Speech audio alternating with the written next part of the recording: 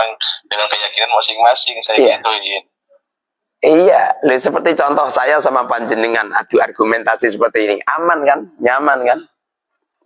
Coba kalau sama orang yang Kiai Muharrar anjing gitu, nah, itu yang jadi masalah lah ya. Itu yang jadi masalah. Jadi termasuk mohon maaf dari pentolan dari kiai-kiai, dari pakar-pakar yang katakanlah pakar-pakar dari yang menolak nasab, kadang-kadang juga ada bahasa-bahasa yang tidak nyaman, yang cukup yang cukup merendahkan lah untuk para habaib. Cuman ada yang aneh, maaf lagi, ada yang cukup aneh. Dari sebagian, katakanlah dari sebagian tokoh atau ulama kiai yang menolak nasab, yang kiai itu cukup terkenal, malah dia sendiri yang sebetulnya akhirnya apakah di Indonesia atau di banyak di negeri lain itu pakai pertanyaannya. Saya kalau mendengar kata-kata panjenengan, mohon maaf ya, gimana Pak Kiai? Panjenengan itu punya daerah ke beliau. Gimana Pak Kiai? Panjenengan itu punya daerah ke beliau, ke Rasulullah. Ada kalau Nabi Adam ya Pak Kiai. Iya, itu kan itu kan tawadu'e panjenengan. Dan enggak. Lah ya. Jadi kalau sudah tahu hukumnya najis, tapi kalau belum tahu, ya namanya nggak tahu. Ya namanya nggak tahu. Ada orang sholat di bajunya ada coklatnya. Kamu nggak tahu kalau itu tembelik lincung. Sah apa enggak? Sah. Tapi kalau udah ngerti kalau itu tembelik lincung, nggak boleh khusnudan ba'da wujud dalil la yasihu. Khusnudan wis ana dalil wis jelas ora sah. Kamu kok khusnudan wis ngerti Nabi Alawi itu silsilahnya palsu. Ada pembohongan nggone Ubaidillah. Malah mbok percaya alasane khusnudan ngikuti orang tua. Lalu orang tua zaman dulu itu belum ada teknologi. Sekarang sudah ada teknologi. Qala an-Nabhan istama'al al-ummah Muhammadiyah. Menurut Syekh An-Nabhan sudah ijma ulama, lu caikil nih. Bahkan senasa kok ijma. Bahkan senasa kok ijma, kayak bang jima ya. Bahkan senasa itu tidak ijma, tapi berdasarkan isbat, berdasarkan fakta. Menurut Sadri Al-Mubarak, Ustadz itu jumlahnya ada 7. Menurut Sadri Al-Mubarak. Mergo aku pernah nerangke nak jumlahku 7. Ngono iku pengakuanmu itu rasa. Kenapa? Kadang-kadang saya ngomong itu ada niat terselubung. Kenapa? Saya memasukkan Ubaidillah dalam keluarga saya. Paham? Nah, terus caranya bagaimana? Tanya sama keluarga saya, tanya sama Mbak Is, tanya gimana coba? Bagaimana pendapat mereka? Apa pendapat mereka? Jumlahnya 6. Yang benar saya apa mereka? Mereka tanya keluarga. Kalau kamu tidak paham tentang Ubaidillah, ini termasuk anaknya Ahmad atau tidak? Kamu tanyanya jangan orang Yaman. Kalau kamu tanyanya orang Yaman, itu ada niat terselubung, niat jelek itu. Untuk mencangkokkan mereka untuk menjadi duriya Rasul. Nah, jadi duriya Rasul, satu, dapat posisi di tengah umat. Dicumi tangannya kan? Kalau dikatakan duriya Rasul, semua orang hormat, memuliakan, dan mendapatkan pundi-pundi keuntungan. Coba tanya ini aku duriya Rasul, Habib Muharrar semisal. Habib Muharrar asegab. Kamu hormat semua, ini duriya Rasul. Akibatnya ya apa coba? Akibatnya ya iso Isra Mi'raj ping 70. Bisa mendatangkan rantai emas dari langit. Bisa mendatangkan hujan susu. Lah hujan susu, lah susu ini jumlahnya piro? Kamu itu. Paham? Yang cerdas, jangan mau dibohongin. Ustadz, ngaji kok gitu? Loh, oh keplek. Justru ini yang harus diajikan. Biar paham, biar nggak ketipu. Sekarang ini banyak orang yang ketipu. Hah? Akibatnya ngalor ngidul maulid terus, ngalor ngidul maulid terus, ngalor ngidul kosidan terus. Diapusi zaman itu cari keuntungan itu, bukan baca solawat, masa baca solawat juga gini, ini,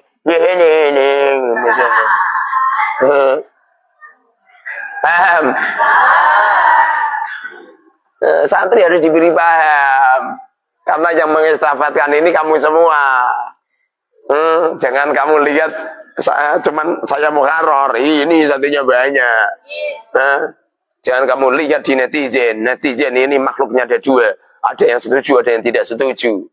Yang setuju 50%, yang tidak setuju 50%. Nah, 50% ini akan menjadi pendekar-pendekar yang menggaung di Nusantara. Sehingga kita tidak mudah diapusi dengan imamah-imamah ngini-ngini. Dengan serban-serban yang panjang, jenggot-jenggot yang panjang, seperti bandot. Kamu yang cerdas, paham? Jangan mudah ketipu. Yang terpenting itu bukan itunya. Yang terpenting bagaimana pelayanan kita kepada umat. Setiap kau mandang umat itu pikir no umat. Kamu itu Maulidun Nabi Arba'in. Hari pertama di tempatnya Mahya. Iya, saya untung mimpin maulid nggone Mahya 1 juta. Mahya ndase ngelu cari bantuan ke sana kemari, nyampe ra kober gede. Coba hari kedua ke Padang Pariaman, ke tempatnya Aira. Coba saya untung kemarin dapat 100 juta, malam nanti dapat 100 juta. Ya kan? Airane ndak sing ngelu. Jamaah santrine dikerano kabeh golek sumbangan ngalor ngidul. Assalamualaikum.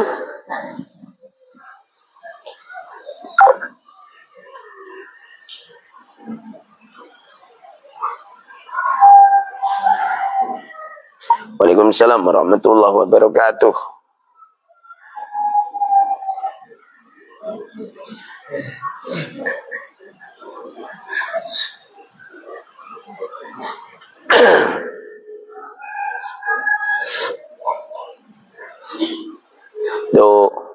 Itu tidak sholawatnya itu. Halo, assalamualaikum. Assalamualaikum. Assalamualaikum warahmatullahi wabarakatuh. Inci? Maaf, Kiai.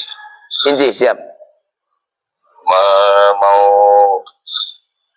konfirmasi, mau nanya itu. Inci. Apa? Penjelasan Kiai yang di YouTube.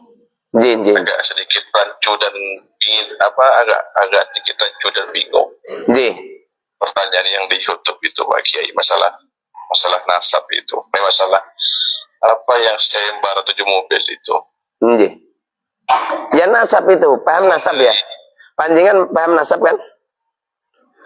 Nasab. Bukan di nasabnya yang dipertanyakan. Apa?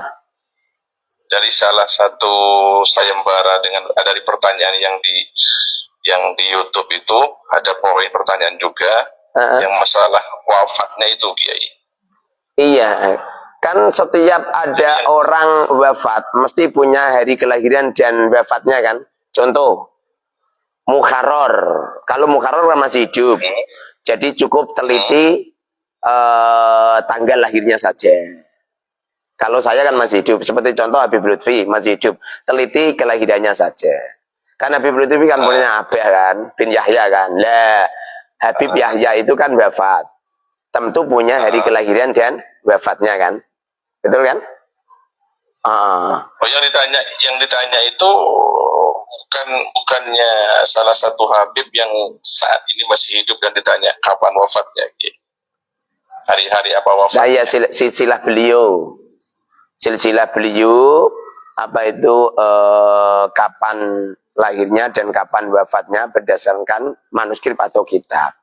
Artinya silsilah berarti nyampe Rasulullah toh. Kalau beliau masih hidup ya lagi kelahirannya saja toh, masa wafatnya dicari. Nah, makanya karena kan yang di YouTube itu yang dipertanyakan juga kapan hari wafatnya kan begitu, sementara orangnya masih hidup. Silsilahnya Habib Lutfi, silsilahnya Habib Rizik, silsilahnya Habib Taufik gitu loh. Nah, kalau silsilah mungkin masih itu kata-kata saya silsilah. Coba diteliti silsilahnya Habib Lutfi, coba teliti hari kelahiran dan wafat. Tentu Habib Lutfi masih hidup ya, tidak wafatnya atau kelahirannya. Itu yang terakhir tuh ya, ketika ada bahasa dan wafat itu maksudnya yang mungkin agak rancu ya. Lah ya ini tak terangkan. Kalau Habib Lutfi masih hidup ya nggak perlu dicari tuh. Nah, kalau pertanyaannya masalah silsilah, mungkin yang ada di video itu, yang maaf sempat saya nengok juga video Kiai dengan diskusi sama siapa itu? Tuan Kori. Pak Kiai Kori itu, karena beliau juga menyampaikan juga mengenai pertanyaan itu tidak istilahnya memang tidak masuk di akal gitu, karena pertanyaannya bukan hal yang rasional. Karena beliau mengatakan tidak masuk akal karena tidak mengikuti komentar saya. Kan sudah saya jelasin, kalau wafatnya Habib Lutfi ya tidak toh. Kan selesai kan? Selesai kan? Artinya yang diteliti adalah kelahirannya beliau saja. Setelah itu naik ke atas. Abahnya Habib Lutfi kan bin Yahya. Lah, bin Yahya itu lahirnya kapan? Wafatnya kapan? Terus ke atas nyampe Rasulullah. Nanti berdasarkan manuskrip atau kitab. Itu nanti kalau itu dikuak maka terbongkar. Letak kebohongan nasabnya terbongkar. Saya ini orang cerdas. Tapi kecerdasan saya ada pembuktian. Bukan seperti kecerdasannya Tuan Kori. Tuan Kori ngomong, nanti tak siapkan hadiah 20 Mercy. Yang benar, beliau nggak punya 20 Mercy. Kalau saya 7 mobil kan ada. Saya punya mobil 8. No. Yang 7 saya hadiahkan, kan yang 1 masih saya pakai gitu. Cantik-cantik ngerti semua kalau di depan rumah saya ada mobilnya. Kalau Tuan Kori kan abal-abal. Dan beliau ngomong, 2 hektar. Coba buktikan dengan sertifikat. Kalau saya kan ada. Tanahnya ada, di sana juga ada bangunannya. Terus ada sertifikatnya gitu. Orang itu kalau jujur, orang baik itu santai. Tidak metontrong nyampe marah-marah gitu. Biasa saja. Ya, mungkin beliau juga terbawa suasana karena memang beliau pikir yang dibahas hanya terkait dengan silsilah saja tanpa ada kaitannya dengan wafat, karena kan yang beliau pikirkan mungkin kalau yang saya mungkin pahami seperti itu, Kiai. Kalau silsilah orang pasti akan menuntut sebuah kelahiran dan wafat gitu. Karena Habib Lutfi masih hidup, masa dicari wafatnya, itu kan sebuah kejadian yang sudah maklum gitu. Saya sudah menerangkan di YouTube saya.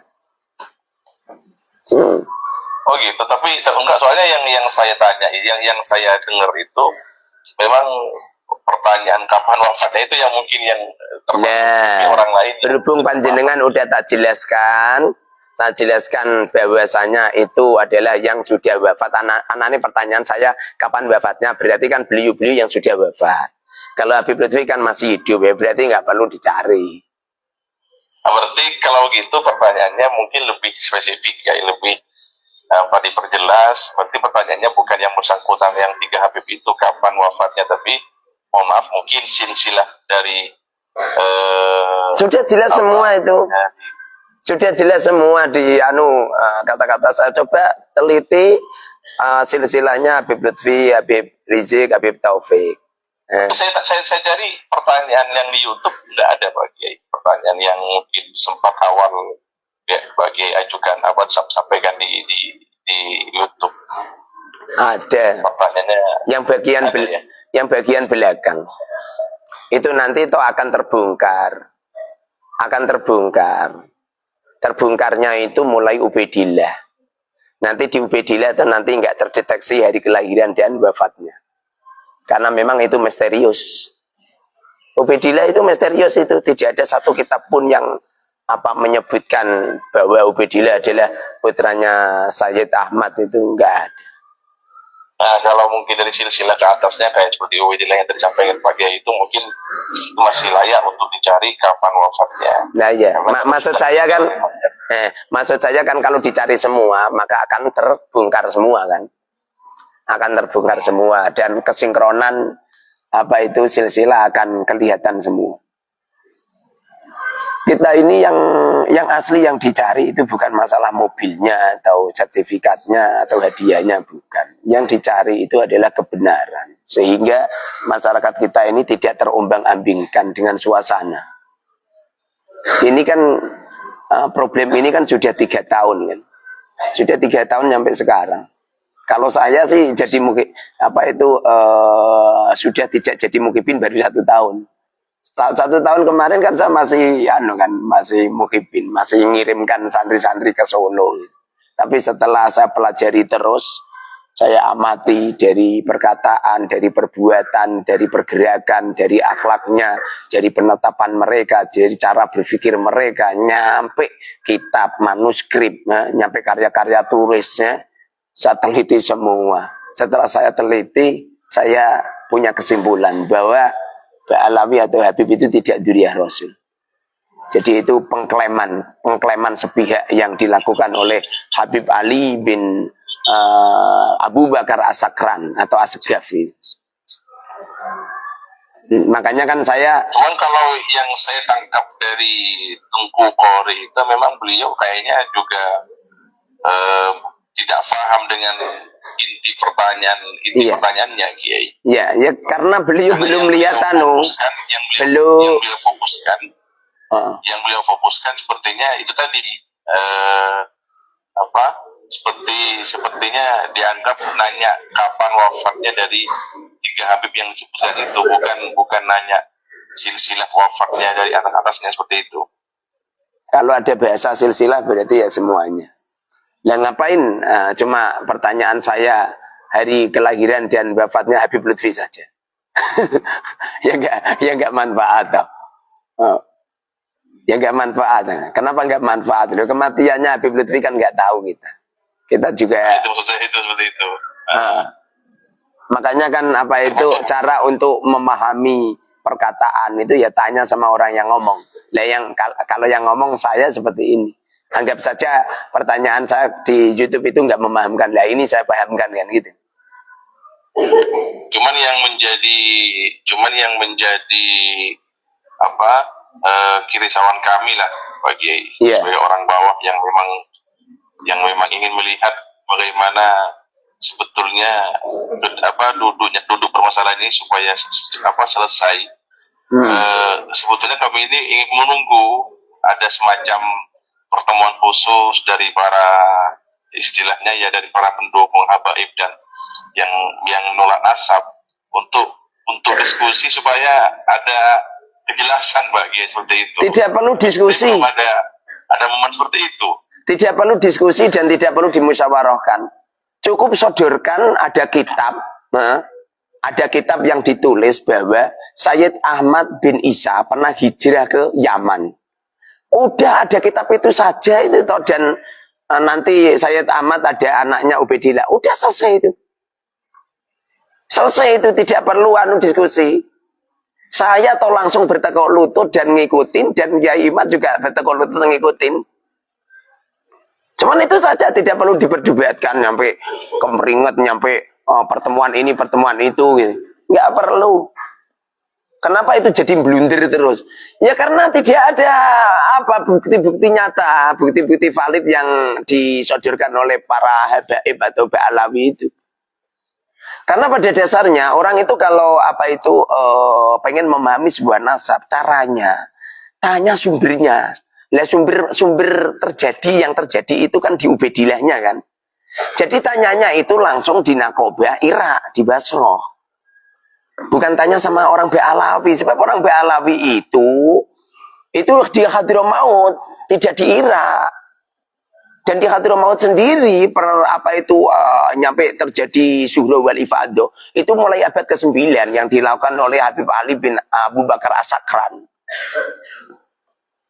Jadi selama 550 tahun atau 500 lebih lah, itu senyap gitu loh. Nah, kesenyapan inilah yang menjadikan kecurigaan para ulama bahwa itu adalah ada pembodohan atau ada pengakuan sepihak yang mereka mengklaim bahwa dirinya min dzurriyyati Rasul, sehingga mereka punya posisi di tengah umat dan mendapatkan pundian gonimah di tengah umat.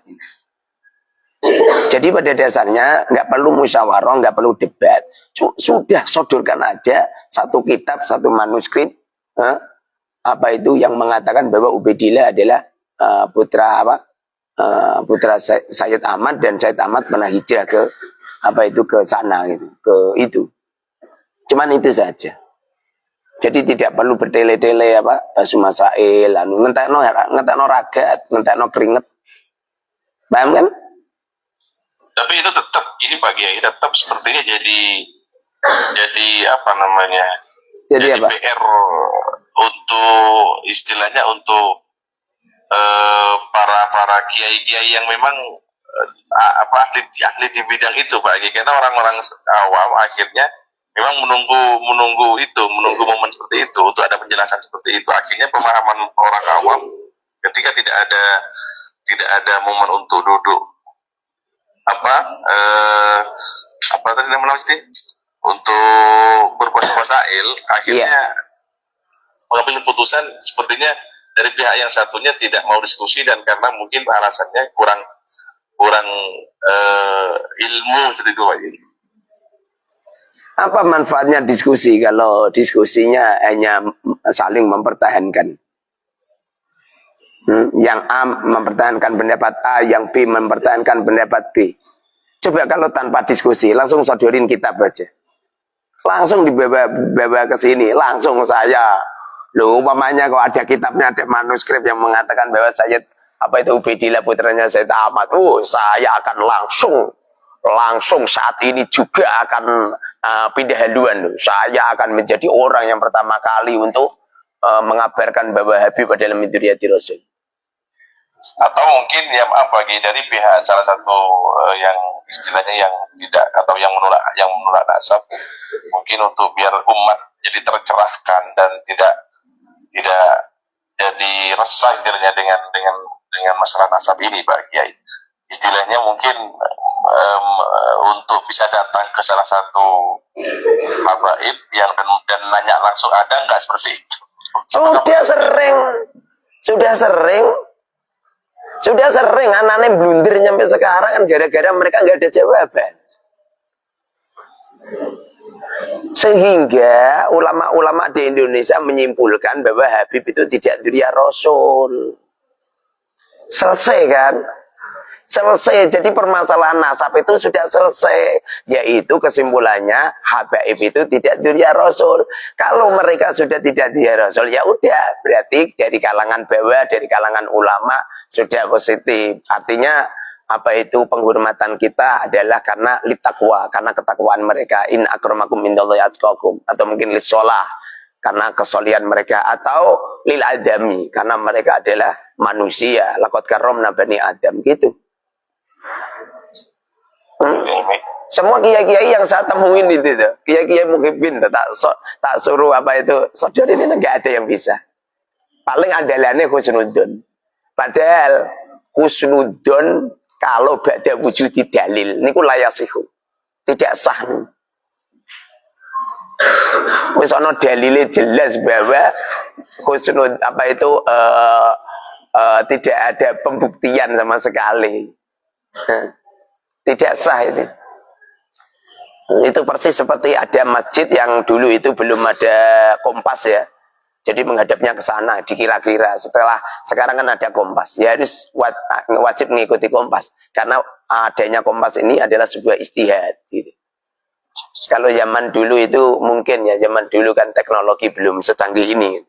Sekarang terbongkar semua kitab yang bagaimana bisa terbongkar semua. Jadi apa itu saya menunggu yang asli, menunggu sodoran kitab. Sampai sekarang belum ada. Saya itu bukan berarti tidak membaca karya tulisnya Habib atau Habib apa Hanif. Saya baca saya. Tulisan-tulisannya Wafi, saya baca semua itu. Itu tidak ada satupun itu yang menyodorkan. Hanya sebuah apa pemerkosaan pendapat, memaksakan. Itu toh anu loh, apa itu berdasarkan kitab loh ya. Apalagi berdasarkan sifat, akhlak jelas itu, tidak diri Rasul itu. Gak mungkin diri Rasul seperti itu, nggak mungkin. Dari Rasulullah. Akhir dari anak Bambang, minta-minta dari pintu satu ke pintu yang lain toh malu dia.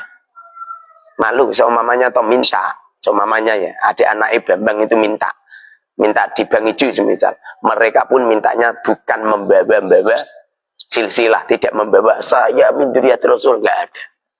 Memang benar-benar karena butuh atau mungkin dibuat pekerjaan gitu. Ya ini letak kejahatan di sini kan apa itu sebuah pengakuan yang pada akhirnya masyarakat ini dituntut untuk memuliakan mereka, alasannya dzurriyyah Rasul. Ya ini mawaddah lil qurba atau apa itu kan pada akhirnya kan menuntut masyarakat seperti itu. Kalau masalah dzurriyyah Rasul kan tidak cuma Habib saja kan, dari kalangan Sayyid, dari Zain Syarif kan ada. Tapi beliau-beliau kan tidak seperti yang dilakukan oleh Habib-Habib itu. Saya berani ngomong gini toh, sebab saya dari lahir pracat itu, abah saya itu muhibin. Dan tamu-tamu di rumah bapak itu banyak Habib-Habib. Ya, bahkan sampai sekarang ya, Habib-Habib yang minta uang sampai sekarang itu banyak pada saya. Dan mereka apabila saya tanya tentang apa itu pembahasan nasab, mereka lemah banget, keilmuannya lemah banget. Saya sering kedatangan Habib-Habib mondok di sini. Saya belum pernah menemukan Habib atau Syarifah yang mondok di Al-Mubarak Arba'in suhu, belum pernah saya. Dan saya belum pernah menemukan Habib-Habib yang dermawannya luar biasa, belum pernah. Padahal kan sifatnya Rasulullah kan dermawan, nomor 2 pemaaf. Mereka tidak dermawan, mereka tidak pemaaf. Cuman dikatakan tidak dzurriyyah Rasul aja marah. Coba panjenengan lihat itu yang terjadi pada Habib Rizik, Habib-Habib yang lain itu, nyampe mengerahkan massa seperti itu kan.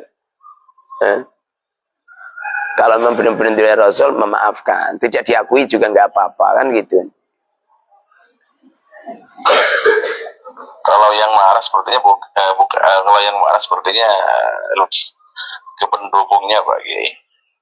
Pendukungnya itu toh anane marah, berarti yang didukung juga marah. Contoh ya, saya itu dijelek-jelekin di media sosial kan banyak atau yang jelek-jelekin saya toh. Berhubung saya tidak marah dan melarang semua santri untuk membela saya dan melarang semua santri untuk jelek-jelekin netizen yang benci sama saya, apa yang terjadi? Senyap kan? Tidak ada demo berjilid-jilid kan? Aman kan? Yang asli itu yang apa itu yang jalanin binisbati Habib ya Habibnya itu, binisbati saya ya sayanya ini. Kalau panjangan lihat coba apa yang terjadi dengan Habib Bahar, marahnya seperti itu. Seakan-akan itu kalau tidak dikatakan dzurriyyah Rasul itu nggak bisa makan gitu. Atau mungkin nggak punya popularitas di tengah umat gitu. Kasihan kan. Kalau kita dari kalangan bawah sih. Kalau saya kan dari kalangan bawah. Kalau kita tidak percaya dengan dzurriyyah Rasul bukan berarti kita tidak hormat. Kita tetap hormat kepada ulama mereka, kepada orang-orang yang alim mereka, kepada orang-orang solih. Kita hormat siapapun mereka. Bahkan kitab-kitabnya masih kita haji. Ini saya punya apa itu karya-karya tulis Ba'alawi. Ini masih kita haji. Ini karya tulis Ba'alawi. Ini ada syarah Bughyatul Mustarsyidin. Bughyatul Mustarsyidin ini kan karya tulis Ba'alawi. Ini 4 juz ini. Saya pajang di tempat ngaji saya. Karena ilmu. Sebetulnya mungkin itu juga Pak Kiai yang istilahnya agar suasanamu biar lebih kondusif. Solusinya mungkin cuman satu. Kalau betul yang Pak Kiai sampaikan tadi itu, kalau istilah sikap Pak Kiai bukan membenci mereka, tapi sekedar memang tidak percaya dengan nasab mereka berdasarkan referensi yang Kiai punya. Cukup Betul. tidak percaya saja seperti masalahnya yang berkembang di tengah-tengah masyarakat, termasuk di antara mungkin para kiai-kiai yang lain yang menolak nasab. Mereka akhirnya bukan sekedar tidak percaya, tapi akhirnya seperti mencaci, menghina gitu Pak Kiai. Iya. Itu yang jadi masalah mungkin. Iya, ya apapun hinaan, apapun cacian terhadap siapapun, hukumnya haram. Jadi tidak cuma kepada pribumi saja, kepada para habaib ya nggak boleh. Saya sering nemuin orang, apa itu kamu tidak percaya, itu bukan berarti terus halal membenci, itu nggak boleh. Habib Yahudi, Habib PKI, bentuk-bentuk semacam itu nggak boleh. Nah itu yang mungkin jadi masalah Pak Kiai. Iya. Karena banyak di media sosial itu seperti itu bahasanya. Karena itu yang bermasalah itu kan mereka yang nggak punya akhlak, yang nggak punya ilmu yang memadai. Pada akhirnya kan timbul yang semacam itu. Dan suasana seperti itu memang tidak bisa dihindari itu. Karena nggak bisa ya, semua orang akhlaknya harus baik seperti saya, nggak bisa.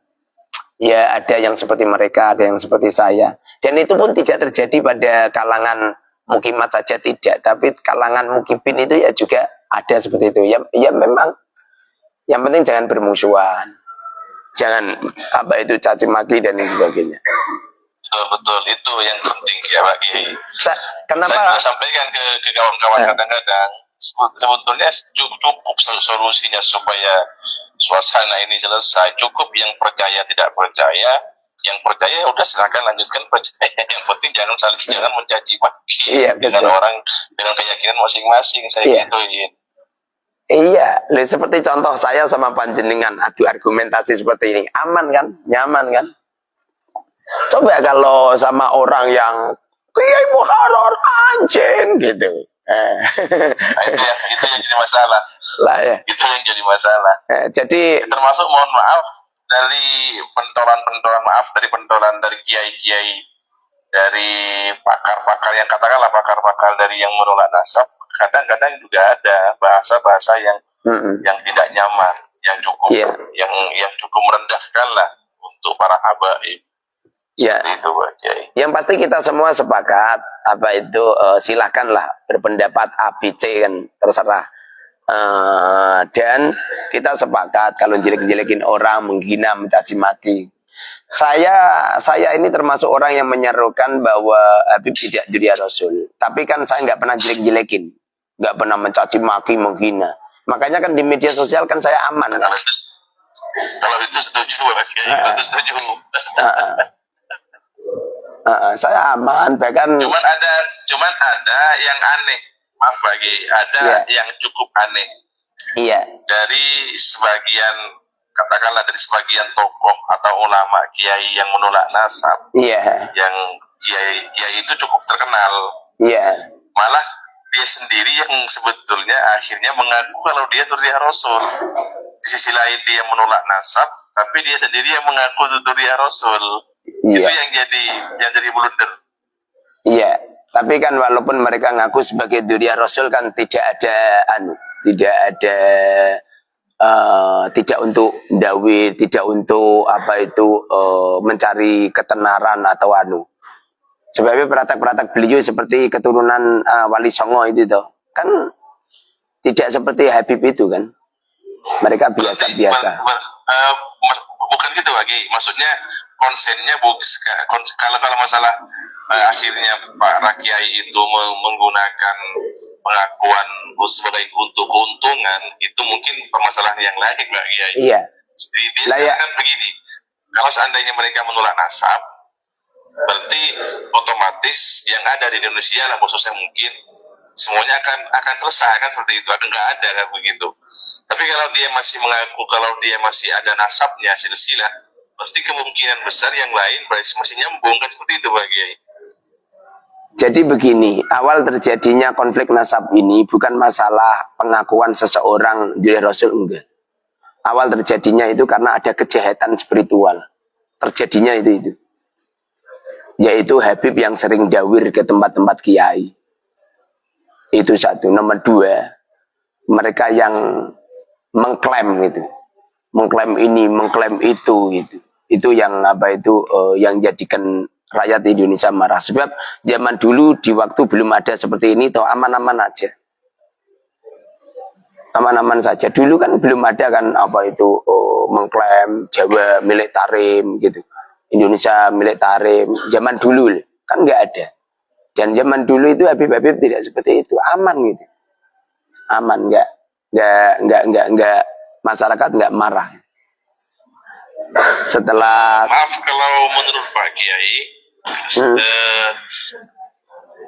ada lagi argumentasi yang mungkin perlu dijelaskan. Iya. Untuk ada penjelasan begini. Menurut Pak Kiai gimana? Apakah memang nasab Rasul, nasab Nabi itu saat ini memang terputus atau gimana, atau enggak ada atau gimana, atau hanya di Indonesia saja, atau mungkin memang seluruh di dunia? Anggap saja semua orang ini punya silsilah ke Rasulullah. Anggap saja seperti itu. Tapi jangan pernah melakukan kejahatan spiritual. Contoh ya. Anggap saja panjenengan ini punya silsilah ke Rasulullah kan. Tapi panjenengan kan nggak pernah, semisal. Tapi panjenengan kan nggak pernah toh. Apa itu memaksakan orang untuk hormat ke panjenengan. Panjenengan mengobrol hadis-hadis palsu. Fadilah hormat kepada panjenengan gitu. Sedekah kepada panjenengan dan lain sebagainya. Kemudian panjenengan nggak mau kerja. Jadi panjenengan itu membuat maulid Nabi Arba'in semisal. Dari pintu satu ke pintu yang lain. Jebul-jebul untuk mencari pundi-pundi keuntungan gitu. Nah, apa itu ini yang jadikan masyarakat marah di sini. Jadi kalau hanya sekedar pengakuan, silakan lah. Siapapun yang ngaku silakan. Yang terpenting jangan ada gitu. Jangan ada kejahatan spiritual. Bahasa saya kejahatan spiritual karena ada sebuah kedoliman. Saya berani ngomong gini itu. Saya merasakan sendiri. Habib yang datang ke tempatku itu tidak cuma 1, 2, 10, 20, tidak, banyak. Dan mereka itu sering minta-minta uang. Tidak cuma minta-minta uang. Mereka itu sering jual barang, tapi maksa-maksa.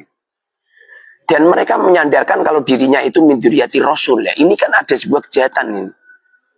Jadi kalau hanya sekedar ngaku seperti contoh ya, anggap saja panjenengan ini ngaku kalau silsilah panjenengan nyampe Rasulullah semisal. Tapi panjenengan kan tidak melakukan seperti itu. Sehingga tidak ada pergerakan dari masyarakat. Makanya kenapa kok yang diserang cuma Habib ya kan? Kok putu-putunya Wali Songo kok nggak diserang? Karena memang yang diserang itu bukan masalah pengakuannya.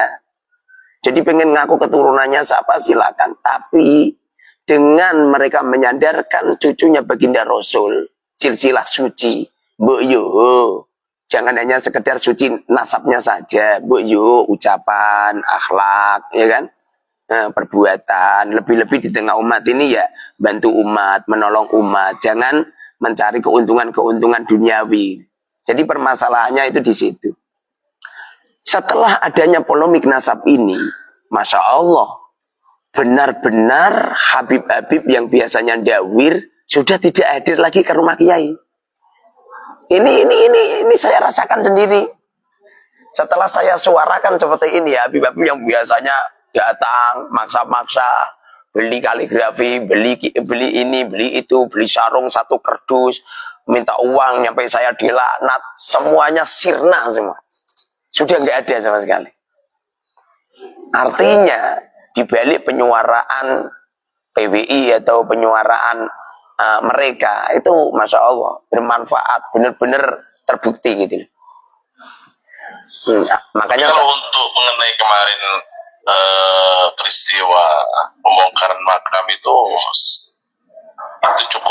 cukup polemik juga Pak Kiai, dan apakah memang itu juga dibenarkan Pak Kiai kalau kayak gitu terkait masalah pembongkaran nasab itu, pembongkaran pemakaman kuburan itu Pak Kiai?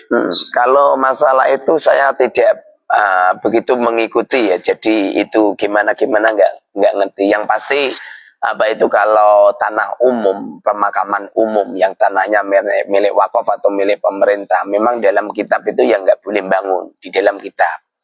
Cuma yang perlu digarisbawahi kan kalau sudah berbentuk bangunan bagaimana, nah itu. Tapi kalau masalahnya gara-gara bentuk bangunan sepertinya tidak objektif Pak Kiai. Yang dilakukan kawan-kawan itu. Kenapa saya bilang nggak objektif? Nggak adil kayaknya. Berarti dia tendensius larinya Pak Kiai. Maksudnya kenapa kok dia hanya milih kuburan itu sementara banyak di pemakaman-pemakaman yang lain yang seperti itu kondisinya, kenapa kok nggak dibongkar kalau emang hanya gara-gara itu permasalahannya? Iya, ya mungkin ada semacam sentimen sendiri dalam diri mereka seperti itu Pak Kiai. Iya, kalau masalah itu sih kurang memahami saya. Makanya aku jarang lihat media sosial itu. Yang saya lihat itu cuma Facebook saya saja. Jadi kami kalau masih umum itu nggak berani. Seperti contoh rojulun kok imun itu. Rojulun lelaki kok imun berdiri. Saya nggak berani menghukumi rojulun ini. Kan ada kemungkinan rojulun isinya Zaid atau rojulun isinya itu Umar kan gitu. Makanya kan dalam ilmu nahwu sharaf lugat kan tidak boleh meletakkan mubtada yang masih umum. Jadi kalau masalah makam binongan yang dibongkar itu bagaimana, ya kami kurang begitu paham ya. Tapi yang pasti semuanya dikembalikan pada hukum syariat. Siapa yang salah ya ditindak. Itu yang akhirnya membuat misi mereka itu akhirnya jadi tercoreng sendiri Pak Kiai. Yang awalnya mungkin mereka ingin meluruskan umat dengan pemahaman karena nasab yang tidak salah itu, akhirnya dengan cara mereka membongkar nasab itu akhirnya mereka seolah-olah membongkar merusak usaha mereka sendiri karena mereka membongkar makam tanpa ada alasan yang jelas seperti itu. Iya. Makam itu istilahnya menjadi di rujukan orang lah. Senangi orang istilahnya. Ya seperti itu manusia itu. Orang nusia yang dilupakan. Jadi kadang ya ada yang benar, ada yang salah gitu. Yang pasti kalau yang salah ya tetap kita salahkan. Maaf Pak Kiai, bisa saya tangkap ada dua poin yang mungkin berbeda Pak Kiai di sini. Iya. Ada masalah nasab itu sendiri. Di sisi lain ada masalah akhlak, begitu Pak Kiai. Artinya begini, ada nasab, ada akhlak. Artinya dari nasab itu sendiri kalau memang dia tersambung ke Rasulullah, apakah karena karena akhlaknya mungkin tidak benar, akhirnya nasab itu jadi rusak bagi seperti itu maksud saya seperti itu bagi. Yang pasti awal terjadinya polemik nasab di Indonesia itu karena akhlak. Sebelum akhlak mereka kelihatan seperti itu kan nggak ada yang ngutik-ngutik kan zaman dulu. Tapi setelah kelihatan. Tapi masalah nasab gimana Pak? Maksudnya masalah sambungan itu, mungkin masalah akhlak dan nasab mungkin itu hal yang berbeda Pak Kiai. Katakanlah begini, maaf Pak Kiai. Dari begini, kalau saya analogikan begini, kalau saya analogikan sama dengan ada keturunan kiai, katakanlah Gus, kiai terkenal, kemudian seharusnya sebagai keturunan kiai kan menunjukkan sikap dan akhlak yang baik, ilmuwan yang bagus kan, yang cukup begitu, yang tinggi. Ternyata anak kiai itu tidak berakhlak, ilmunya nggak ada kan seperti itu. Kamu kan berarti akhirnya menafikan nasab dia sebagai putra kiai, kan begitu Pak Kiai. Jadi awal terjadinya polemik nasab ini karena akhlak gitu. Jadi begini, setelah akhlaknya itu nggak cocok dengan Rasulullah, baru diteliti. Setelah diteliti, baru terbongkar. Gitu. Semamanya nggak diteliti, ya nggak terbongkar. Kemudian akhlak kita, bagaimana akhlak kita? Saya sering ditanya, Kiai, bagaimana akhlak kita terhadap Habib? Saya bilang, akhlak kita terhadap Habib baik yang baik atau yang jelek. Kita harus berakhlak baik kepada mereka. Tidak boleh kita menghina, mencaci maki, memframing jelek, nggak boleh. Kita nggak setuju dengan nasab mereka, silakan. Itu kan individual orang kan. Tapi kalau menghina, mencaci maki, bahkan mengatakan Habib orang Yahudi, Habib orang apa PKI dan sebagainya, itu sampai kapanpun ya salah. Persis seperti ada orang yang memframing apa PBI adalah PKI, itu ya salah. Ya yang salah-salah ini ya karena teman-teman kita kan tidak semuanya baik. Ada teman-teman kita yang baru lupa ini. Malah kalau saya akhirnya sekarang jadi berpikir begini Pak Kiai, maaf Pak Kiai, apa mungkin saya salah pemikiran saya. Dari polemik nasab ini yang akhirnya dari salah satu kelompok dan kelompok yang satunya jadi berpolemik. Akhirnya saya jadi begini kesimpulannya. Padahal dulu maaf dari Banser NU-nya PWI-nya mungkin Bansernya dan termasuk para habaibnya kan sebetulnya dulu kan nggak ada masalah, adem Muhibin semua semuanya rukun. Akhirnya gara-gara ini akhirnya sekarang jadi pecah, jadi saling bermusuhan. Saya lebih begini Bagai, apakah ya maaf mungkin ada pihak-pihak yang sengaja untuk bikin umat ini pecah seperti itu Bagai? Enggak, saya paham betul loh. Saya ini memahami dari pusat sampai dari bawah loh. Enggak ada pendana satupun dari kalangan oligarki atau dari kalangan pendana-pendana untuk membiayai PBI, enggak ada ini. Enggak, saya enggak menyampaikan. Artinya begini. Artinya bukan kalau itu. Maksud saya gini.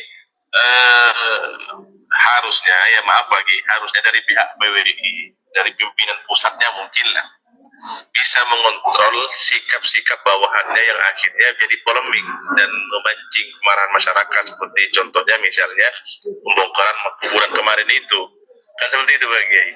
Akhirnya kan PWI sendiri yang jadi tercoreng namanya kan seperti itu. Maaf, seperti Kiai Abbas misalnya, beliau sebagai ketua umum lah misalnya dari PWI pendiri, mungkin harusnya beliau mengontrol dan jangan sampai itu terjadi kan seperti itu. Akhirnya yang terjadi sekarang di masyarakat yang berkembang, mereka berpikir berarti maaf ya mungkin PWI ini memang maunya merusak dan tidak mau tenang kehidupan di masyarakat ini seperti itu Pak Kiai. Sampai dicap. Bagaimana kalau pendapatnya panjenengan dibalik saja? Dibalik saja dengan cara mengontrol para muhibin. Mengontrol para muhibin yang sudah jelas-jelas, atau mengontrol para habaib yang jelas-jelas pengakuan mereka salah dan makam-makam buatan yang palsu dan lain sebagainya, sehingga tidak terjadi konflik di tengah umat itu. Jadi cara berpikir itu pertama kali itu ku anfusakum. Tokoh-tokoh PWI ini ada kesepuannya loh. Dan beliau-beliau diingatkan. Setiap ada pergerakan-pergerakan seperti itu sudah diistihati semua. Baik pembongkaran makam dan lain sebagainya gitu. Adapun setelah dinasihatin kemudian mereka tetap pergerakan, biasanya itu pergerakan umat. Jadi tidak kontrol dari PBI-nya sendiri. Wong lagi pula saya sendiri ini juga tidak orang PBI ya. Saya kan nggak PBI, saya nggak pengurus PBI saya itu. Saya itu ya orang awam biasa. Saya tidak ada kepengurusan PBI pusat atau daerah atau wilayah atau nggak ada itu.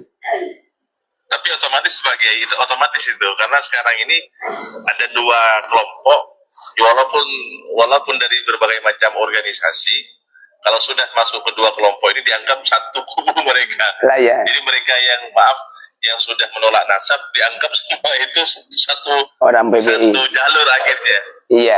Satu kelompok akhirnya, walaupun termasuk PBI mungkin bukan PBI, akhirnya dianggap pemahaman dari PBI. Ya yang pasti semestinya kalau kita bisa ku anfusakum. Jadi saya menjaga diri saya, menjaga kelompok, menjaga insya Allah baik semua.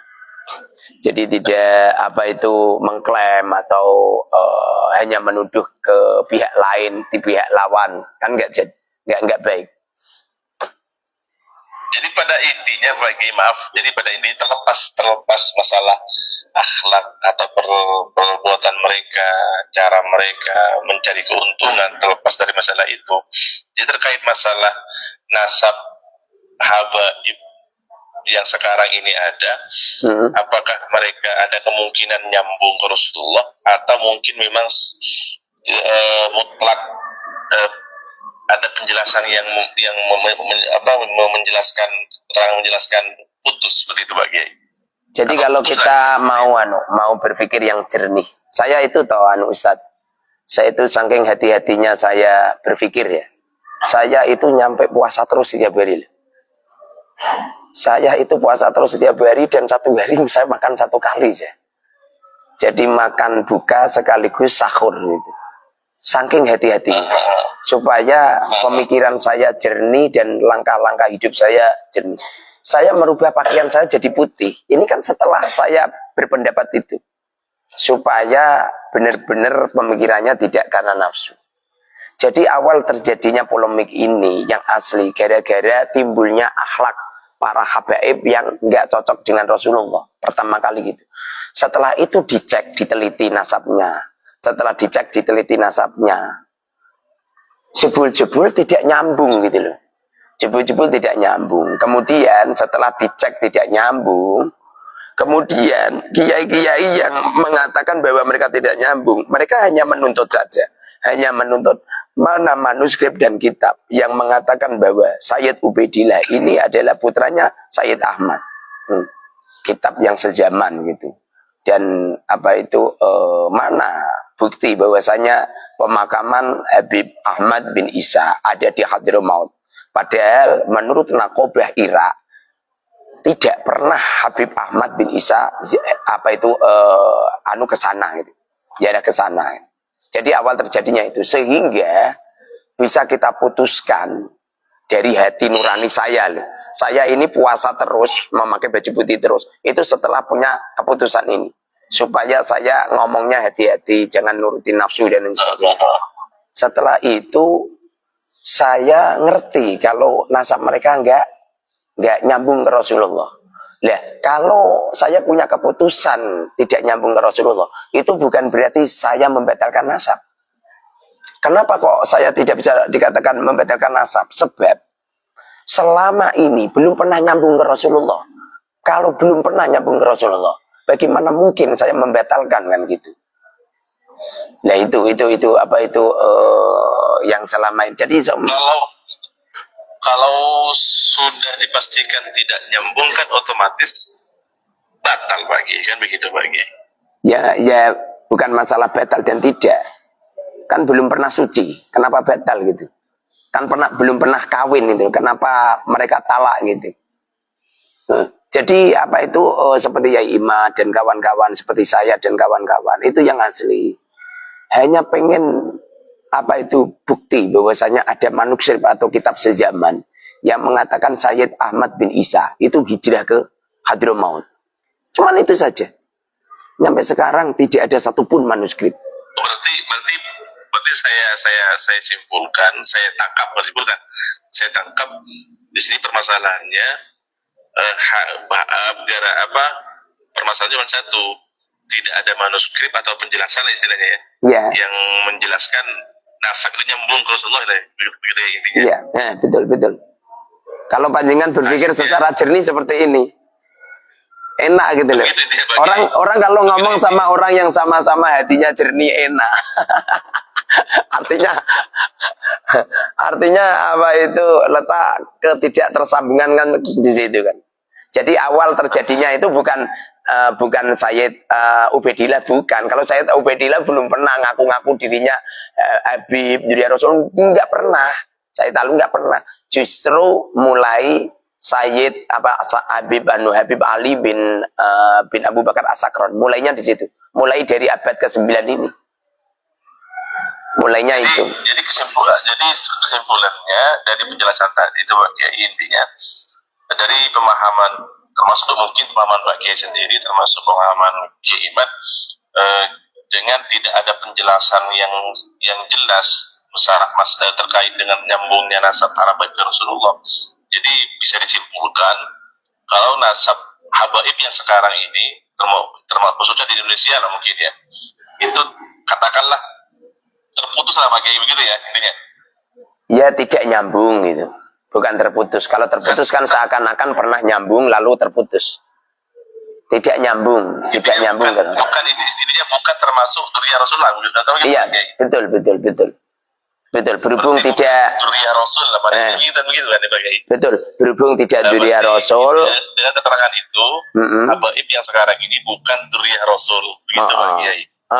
Jadi cara sekarang yang jadi pertanyaan lagi, yang jadi pertanyaan lagi, apakah memang saat ini di Indonesia ataupun di luar negeri memang tidak ada dzurriyyah Rasul Pak Kiai? Ada, banyak. Apakah di Indonesia atau di banyak di negeri lain itu Pak Kiai pertanyaannya? Saya kalau mendengar kata-kata panjenengan, mohon maaf ya. Gimana Pak Kiai? Panjenengan itu punya daerah ke beliau. Gimana Pak Kiai? Panjenengan itu punya daerah ke beliau, ke Rasulullah. Ada cerita, ada. Kalau Nabi Adam ya Pak Kiai. Iya, itu kan tawadhu'e panjenengan. Dan Enggak. lah ya. Ciri-ciri dzurriyyah Rasul itu mudah legowo, mudah memaafkan, dermawan gitu. Loh, saya ini tuh Ustaz. Saya itu kalau lihat orang itu tak anggap dzurriyyah Rasul semua. Nyampe Habib itu ya saya anggap itu. Saya anggap. Loh, nyampe sekarang Ustaz, kalau ada Habib ke saya masih saya hormat, saya muliakan, apalagi Habib-habib yang alim. Karena saya menghormat orang itu ya semuanya saya hormat.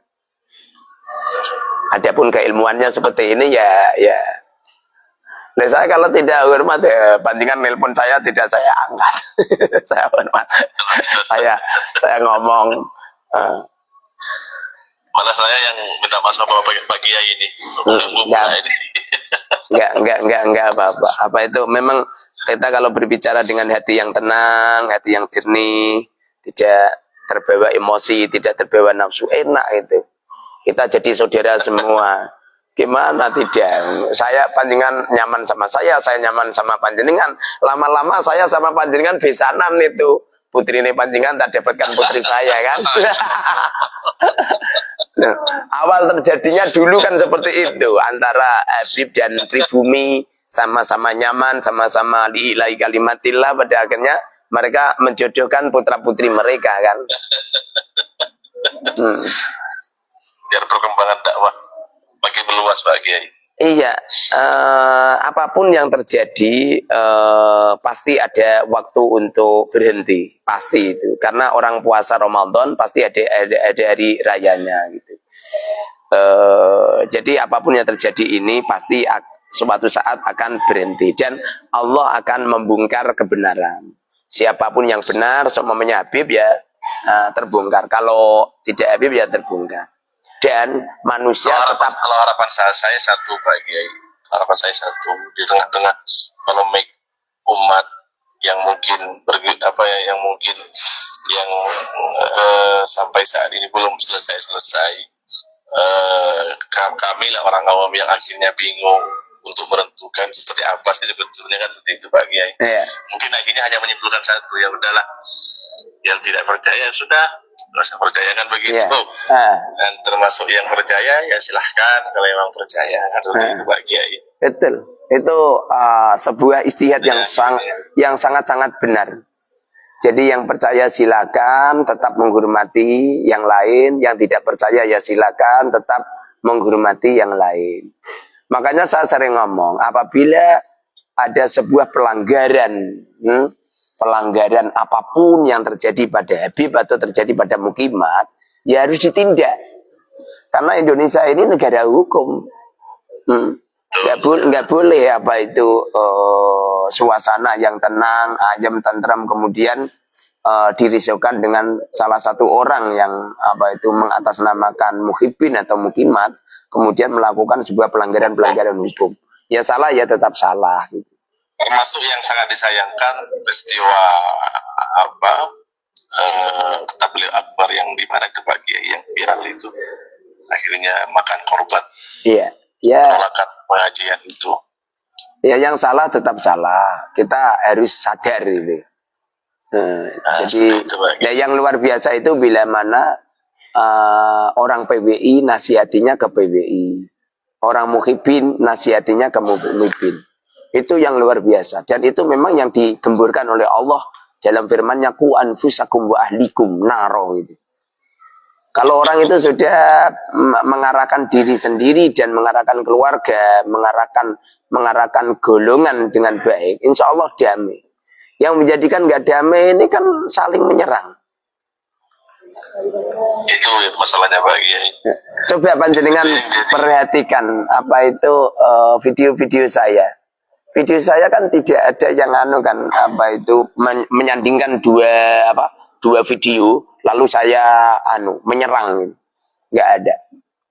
Saya jarang, saya sepertinya belum pernah mengikuti video Pak Kiai. Cuman lewat di beranda YouTube tiba-tiba ada semacam sayembara mobil, saya cukup tertarik dengan caption itu. Saya coba tengok, di situ ada percakapan Pak Kiai dengan Tengku Khori. Nah, saya ada yang sedikit bingung juga, makanya saya telepon Pak Kiai. Iya, benar. untuk memperjelas kebingungan saya. Iya, memang kalau ada iskal ya fatabayyanu kata Allah. Ya harus tabayun gitu. Nggak boleh terus ditafsiri sendiri. Aku senang sama panjenengan dengan kurang paham langsung ngebel ke saya. Makanya setiap saya berargumen pasti nomor HP saya kan tak sebar. Karena tidak semua orang mampu untuk memahami omongan saya. Yang paham tidak semua orang berani untuk mempublikasikan nomor pribadinya Pak. Iya betul. Kalau saya kan memang ya ini untuk kemaslahatan umat. Orang yang baik itu orang yang apabila melihat kebenaran lalu mengikuti kebenaran itu. Itu orang baik. Allahumma rizukna Allahumma arinal haqqo warjuna tiba'ahu gitu. Jadi tahu perkara hak kemudian mengikuti. Itu orang yang luar biasa. Wa arinal batila warjuna istinabahu gitu. Oke Ustadz, sangat terima kasih silaturahimnya. Semoga panjang umur, murah rezeki, dijadikan orang yang baik, sakinah mawaddah warahmah, banyak uang, banyak takwa, banyak ibadah. Assalamualaikum warahmatullahi wabarakatuh.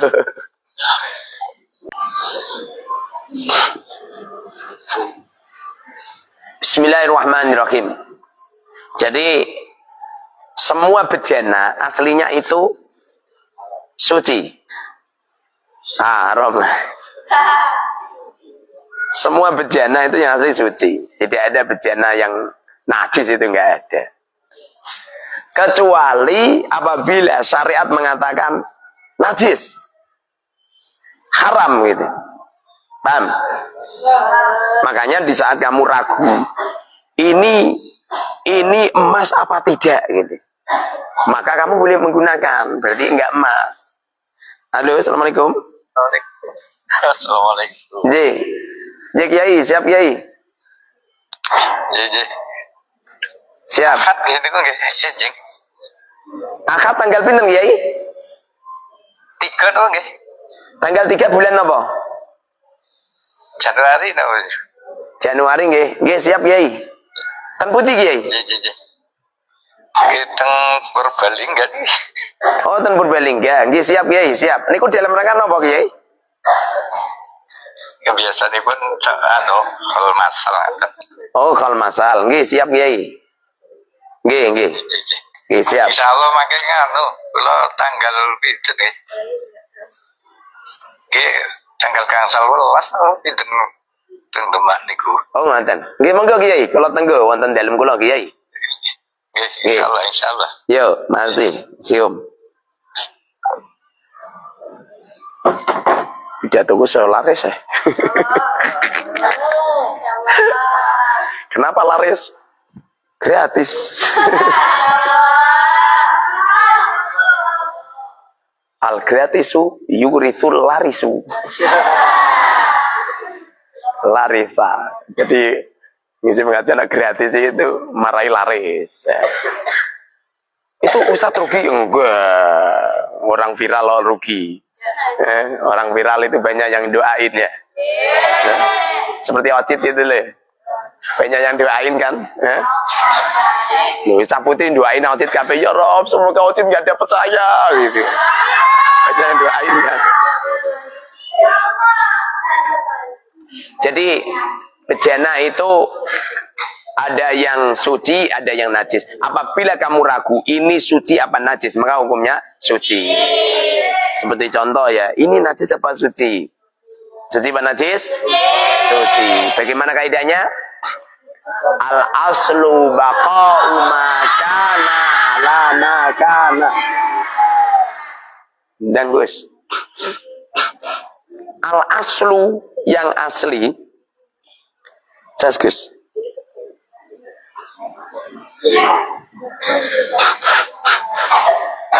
Al aslu yang asli, baqa'u makana ala makana. Aslinya perkara, baqa'u makana ala makana, tetapnya sesuatu pada sesuatu itu, pada keadaan semula. Ini orang baik apa orang jelek?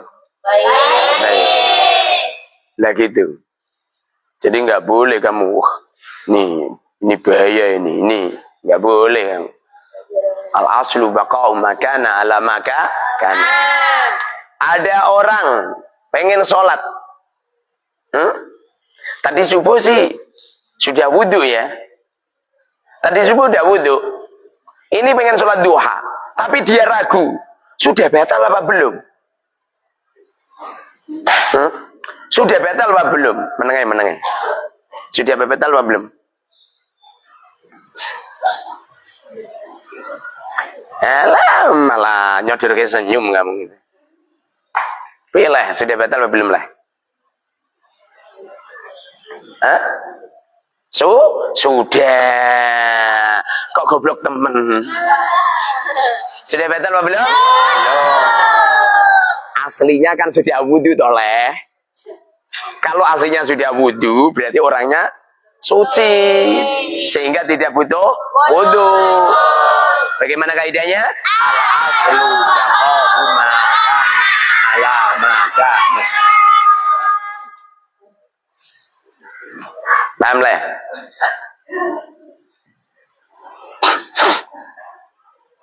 Ini istriku apa tidak? Semisal. Ini istri saya apa tidak? Kira-kira ini istri saya apa tidak? Tidak. Kenapa tidak? Karena aslinya tidak, ya kan? Nggak boleh terus. Jangan-jangan sudah saya nikah ya? Kamu itu. Hah?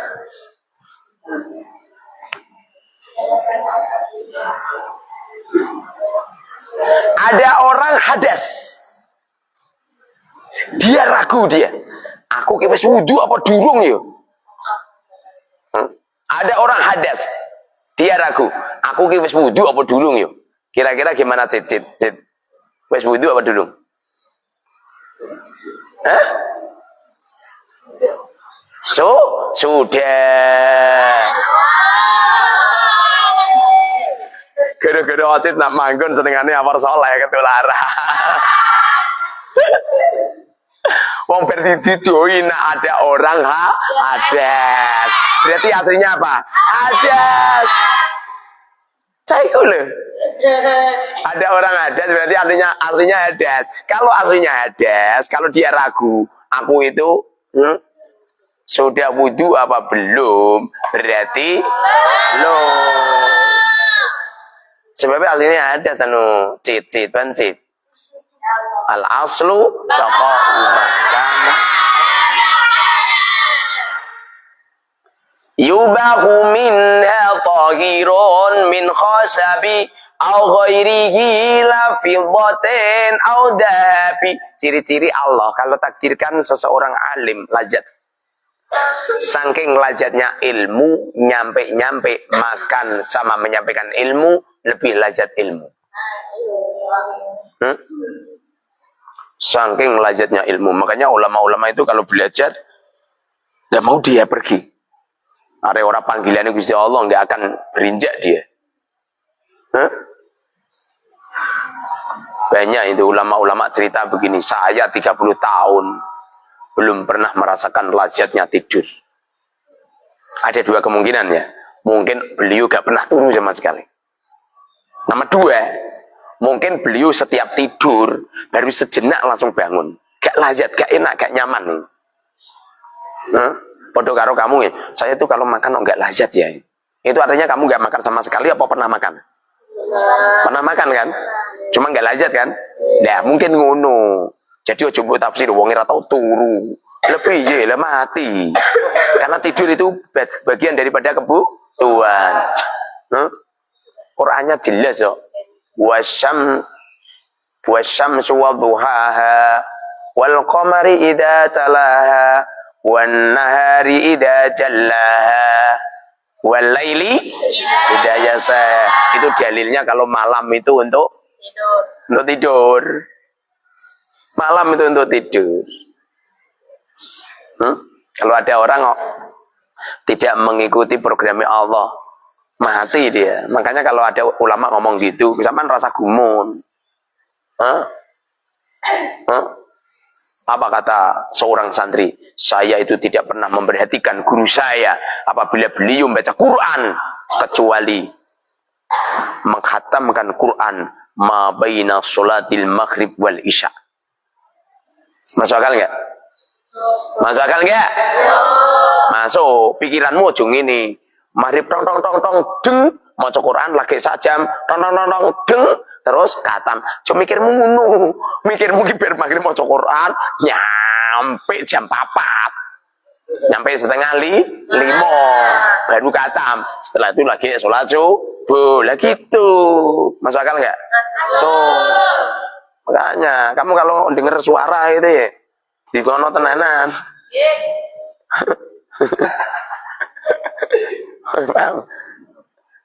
Manusia tetap manusia. Kamu itu rasa terlalu aneh-aneh, mikir aneh-aneh. Tadi malam kan ada orang itu. Sampai di rumah saya jual apa? Jual keris. Jual keris akan ragu. Jual keris sekarang mbak-mbak. Saya butuh keris kan mbak-mbak tuh. Jual keris alasannya kerisnya bertuah ini. Yang soleh punya keris saja dibiarin bertahun-tahun gak pernah dirawat ya oleh itu duit keris malah ditawa-tawa harganya sekian juta 50 juta kanggo apa ini kerisnya ini ada khodamnya ora kudu keris iki lho tak tutuk ning gone sirahe apa bajana lawan mentu kodame to tung gitu lho mentu kodame to ya kan ora kudu keris iso mebur lele bayar rasa gayen lah padha-padha belajar perdukunan aku dulu juga belajar perdukunan intinya ilmu perdukunan itu hapus itu ngapusi nipu. Wah, kamu tak suruh apa? Makan beras. Jumlahnya 7. Terus baca ini, baca itu. Setelah itu saya nyiapin pedang, runcing. Lalu tak guruk ke ning gone siramu ngok.